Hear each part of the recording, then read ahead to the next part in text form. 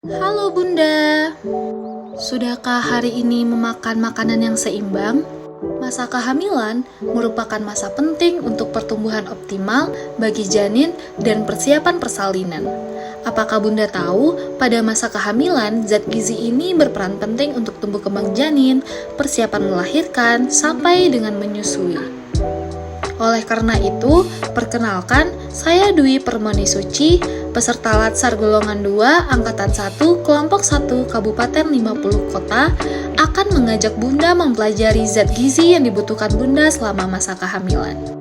Pada video ini, saya akan menjelaskan tentang apa itu gizi seimbang. Gizi seimbang adalah susunan pangan sehari-hari yang mengandung zat gizi dalam jenis dan jumlah yang sesuai dengan kebutuhan tubuh untuk mencegah terjadinya masalah gizi. Ingat ya Bunda, ada hal yang perlu diperhatikan saat hamil. 1. Ibu hamil harus mengkonsumsi makanan dengan jumlah yang lebih banyak dari sebelum hamil. Yang kedua, bagi ibu hamil yang terlalu gemuk, kurangi makanan sumber karbohidrat disesuaikan dengan kebutuhan. 3. Bila ibu terlalu kurus, tambahkan makanan sumber protein. 4. Usahakan makan dengan porsi kecil tapi sering. 5. Konsumsi tablet tambah darah. Dan yang terakhir, istirahat dan minum yang cukup. Jika kebutuhan zat gizi ditingkatkan, akan berpengaruh terhadap pertumbuhan janin dalam kandungan, mempertahankan kesehatan dan kekuatan ibu sebagai cadangan masa laktasi dan mempercepat penyembuhan luka persalinan. Berikut makanan yang dianjurkan Bunda saat hamil. Pertama, sumber karbohidrat sebagai zat tenaga seperti beras, kentang, jagung, crackers, atau kue-kue yang berbahan dari tepung. Kedua, sumber protein sebagai zat pembangun. Ada protein hewani yang berasal dari hewan seperti daging-daging, ikan, telur, hati ayam, dan susu. Ada protein nabati yang terdiri dari kacang-kacangan dan olahannya seperti tahu dan tempe. Ketiga, sumber vitamin dan mineral sebagai zat pengatur seperti buah-buahan dan sayuran. Diusahakan saat mengkonsumsi sayuran diutamakan yang berwarna hijau karena tinggi akan zat besi dan folat yang sangat dibutuhkan bagi janin dan kesehatan Bunda. Yang keempat, folat berperan penting dalam mengurangi risiko cacat tabung syaraf pada janin. Terdapat di hati, sayuran berdaun hijau gelap, dan kacang-kacangan. Yang kelima, zat besi berguna untuk meningkatkan aliran darah sehingga oksigen untuk mensuplai ibu dan janin tercukupi. Terdapat di sayuran hijau tua dan sereal.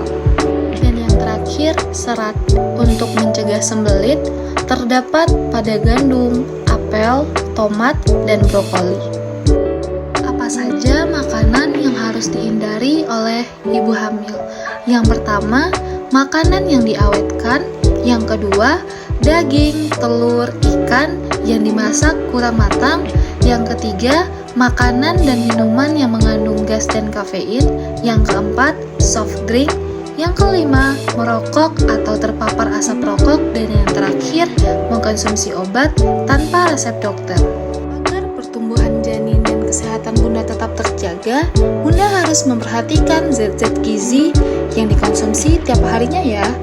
Berikut porsi 1 kali makan untuk ibu hamil, yang harus terdapat nasi pengganti, lauk pauk hewani, lauk nabati, sayuran, dan buah-buahan. Semakin tinggi usia kehamilan, otomatis akan semakin tinggi pula zat-zat gizi yang dikonsumsi. Bunda harus memperhatikan porsi-porsi zat gizi yang harus dipenuhi berdasarkan trimester kehamilan Bunda. Ingat ya, untuk tumbuh kembang janin yang optimal dan juga kesehatan Bunda tetap terjaga, Bunda harus mengkonsumsi zat gizi yang lengkap. Perlu diingat, kalau Bunda kekurangan gizi akan berdampak kepada yang pertama, anemia. HB Bunda di bawah 11 gram per desiliter ditandai dengan Bunda 5L, yaitu letih, lelah, lesu, lunglai, dan lemah.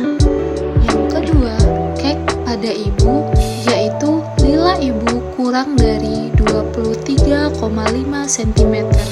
Yang ketiga, ketiga, Bunda bisa melahirkan bayi BBLR, yaitu berat bayi lahir rendah di bawah 2.500 gram, berisiko kematian perintal, dan saat dewasa bayi ini akan mengalami penyakit kronis atau tidak menular seperti DM dan jantung. Yang keempat, lahir prematur. Yang kelima, stunting atau gagal tumbuh pada balita. Yang keenam, meningkatnya angka kematian ibu dan bayi. Dan yang terakhir, anemia pada bayi. Sekian penyuluhan tentang gizi yang dapat saya sampaikan. Semoga dapat menambah pengetahuan. Semoga kita semua sehat dan bunda-bunda semua diberi kelancaran dalam persalinan. Terima kasih. Assalamualaikum warahmatullahi wabarakatuh.